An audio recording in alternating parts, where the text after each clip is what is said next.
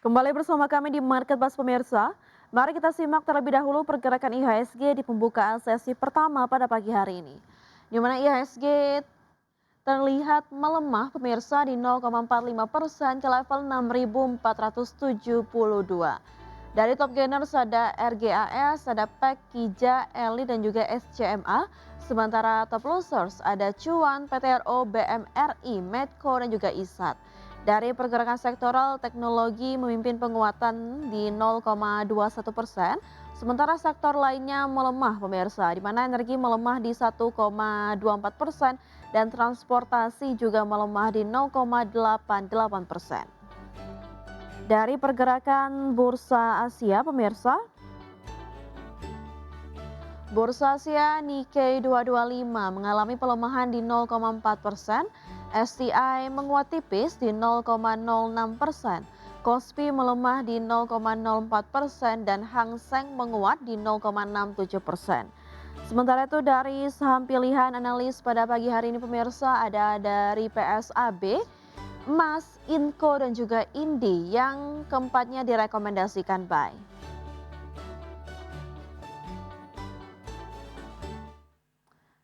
Mas Abdul melanjutkan perbincangan kita sebelumnya terkait saham konglomerasi. Di sisi lain dari sektor keuangan, saham bank big caps juga membebani IHSG ya di awal pekan, di mana Mhm. BBCA, BBRI, BMRI dan juga BBNI kompak melemah. Adakah sentimen tertentu yang memberatkan laju saham bank big caps tersebut atau koreksi ini terjadi masih cukup sehat karena profit taking saja Mas Abdul? Iya, oke untuk saham-saham banking ya, terkhususnya di, saham Big Four, kita lihat bahwa memang, serempak saham Big Four mengalami pelemahan, tetapi memang yang menjadi top buy dari asing itu tetap di BRI sejak month to date sudah lebih dari 1 triliun rupiah. Tapi yang bisa kita cermati dari chart ya atau technical analysis, emiten Big Four, yaitu memang keempat emiten saat ini sedang berada pada level resistennya. Sehingga memang secara psikologis masih sangat wajar terjadi yang namanya koreksi. Untuk saat ini memang belum ada sentimen yang sangat positif untuk drive saham-saham banking kita ya. Mungkin nanti ada sentimen yang bisa ngedrive saham banking yaitu terkait dengan Mmm, pemangkasan suku bunga, Ya. ya seperti itu. Tapi untuk saat ini memang belum ada sentimen seperti itu, sehingga memang untuk secara psikologis masih tertahan di level resisten ya, secara teknikalnya seperti itu. Dan kalau kita lihat memang, dari behavior investor asing ya sangat wajar terjadi profit taking ketika menjelang, libur ya, apalagi kemarin hari Senin itu hari, kejepit ya, dan Hmm. of course memang itu investor, terkhususnya investor institusi asing tidak mengambil resiko besar untuk mengakumulasi masif di hari Senin kemarin, seperti itu. Baik, lalu di tengah koreksi saham komoditas emas justru yang bersinar ya, Mas Abdul, khususnya saham emas ini kemarin melesat 10%. Apakah tren penguatan emas global ini menjadi motor tunggalnya atau dan juga apakah masih aman nih untuk masuk ke dalam akumulasi saham emas ini, Mas Abdul? Ya, untuk, jika kita lihat ya komoditi terkhususnya di gold ya, kita sudah, eee, melihat bahwa kenaikan emas ini sangat signifikan bahkan sejak Agustus ya secara month to date itu sudah naik 15% something ya. Kalau kita lihat turunannya juga ada silver itu naik 19% ya. Jadi memang untuk komoditi-komoditi ini sangat menarik untuk saat ini semenjak memang Donald Trump itu mengumumkan kenaikan plafon buyback surat utang ya dari 2 miliar US dollar ke 4 miliar US dollar. Jadi investor mulai bullish nih ke aset-aset beresiko ya. Karena untuk emas saat ini saya melihat bahwa pergerakannya mulai searah nih dengan pergerakan US dollar karena memang ataupun kita bisa bandingkan dengan crude oil karena memang itu behavior yang cukup anomali sejak terjadinya perang di Selat Hormuz ya. Tapi kita fokus lagi, apakah masih bisa beli saham-saham emas? Menurut saya masih sangat bisa. Apalagi kalau kita lihat sentimen peremasan di sini kita akan menunggu tanggal 11 September 2026 di mana akan ada pengumuman rebalancing Gold Mine Index ya, yaitu Ya. GDX yang itu menjadi sentimen utama dari emiten emas nasional gitu karena akan ada ETF internasional ya dana asing yang akan masuk sangat masif ke saham-saham peremasan. Dan untuk saat ini yang terbesar dananya terletak di emiten aman mineral dan juga emiten emas itu sendiri. That's why emas sangat signifikan naiknya Ya. menjelang rebalancing dan kemungkinan besar menurut saya masih akan stay di dalam konstituen dan tentu akan ditambah lagi exposure-nya melihat harga emas mengalami rebound sekencang ini seperti itu.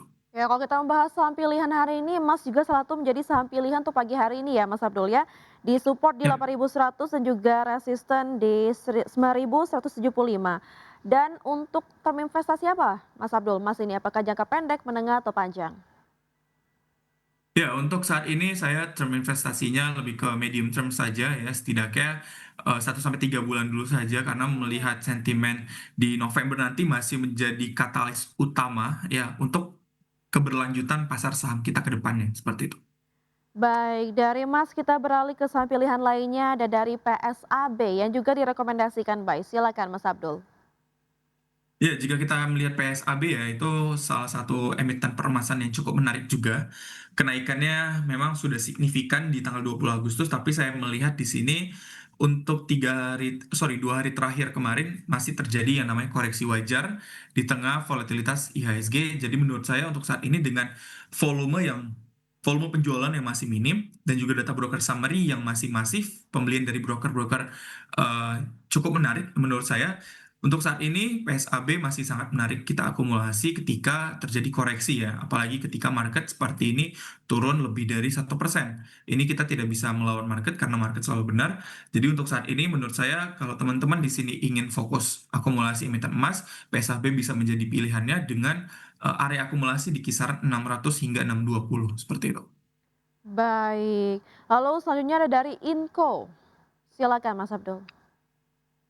Baik, kita pindah ke saham nikel ya. Kita lihat bahwa emiten Inco ya ataupun emiten nikel lainnya seperti MBMA, lalu juga ada NCKL itu dalam tren jangka pendek ya, dalam short term ya, itu bergerak bullish ya. Apalagi untuk saat ini support trendline dari saham Inco masih sangat kuat, itu di kisaran level 5.000 untuk level psikologisnya juga.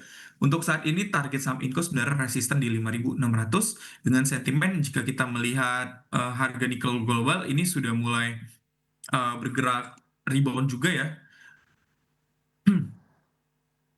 Kalau kita lihat harga nikel global sudah bergerak rebound dan juga untuk terus ya data-data broker summary di sini investor asing seperti yang saya bilang di awal, ini sangat masif mengakumulasi saham-saham komoditas, mulai Komoditas dari ya. komoditas emas, copper, nikel, palm oil ya, kecuali komoditas dari crude oil gitu, itu sangat masif diakumulasi oleh investor saat ini. Sehingga memang untuk saham Inco, teman-teman yang lebih suka swing ya, ini sangat cocok untuk teman-teman koleksi ya. Setidaknya di kisaran level 5.000 hingga 5.100 untuk teman-teman koleksi ketika ISG sedang terkoreksi seperti ini. Baik, untuk Inco apa yang membuat Inco lebih layak dikoleksi saat ini dibanding saham-saham di sektor yang sama dari Inco, Mas Abdul? Iya, baik.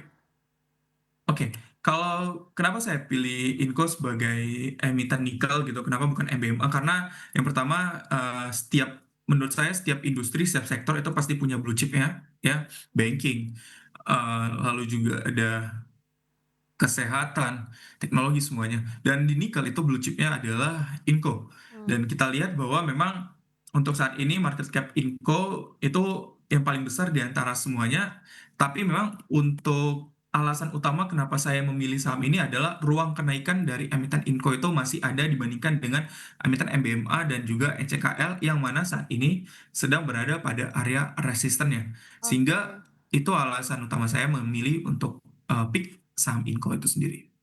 Baik, dari Inco kita beralih ke saham pilihan terakhir ada dari Indi, support di Ya, 2.610 dan resisten di 2.900 juga direkomendasikan buy. Silakan Mas Abdul.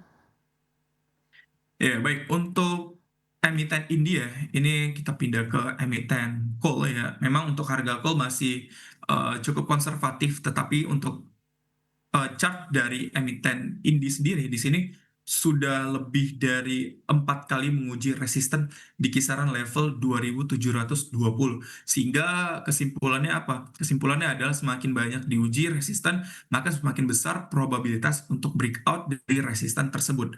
Ya, saya juga lihat dari segi data broker summary-nya, saya lihat bahwa institusi ya, menggunakan broker institusi itu sudah banyak sekali yang mengakumulasi lebih dari 50 miliar ya, pada average juga di dekat 2.700 ya, di kisaran 2.660 hingga 2.700.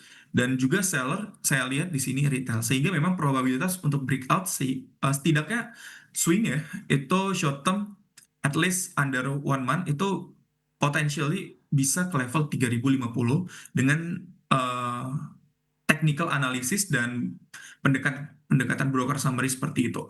Jadi untuk saat ini target resisten saya tingginya di 3.050, meskipun memang di luar rekomendasi ya di 2.900 seperti itu. Baik, dan itu dia pemirsa 4 saham pilihan pada pagi hari ini ada PSAB, Emas, Inco, dan juga Indi. Semua saham direkomendasikan buy. Semoga analisis hari ini dapat menjadi referensi bagi Anda pemirsa. Namun sekali lagi keputusan investasi tetap berada di tangan ke pemirsa IDEX Channel. Yuk, Terima kasih Mas Abdul Haq Al-Faruqi ya, selaku thank you. founder Sekolah Saham Indonesia atas waktunya di Marketplace pada pagi hari ini. Sehat selalu dan sampai jumpa Mas Abdul. Ya, thank you. Dan pemirsa, saat lagi kami akan menghadirkan informasi menarik diantaranya dan akan dibawakan oleh teman saya atau rekan saya Wiki Adrian. Wiki, ada informasi apa?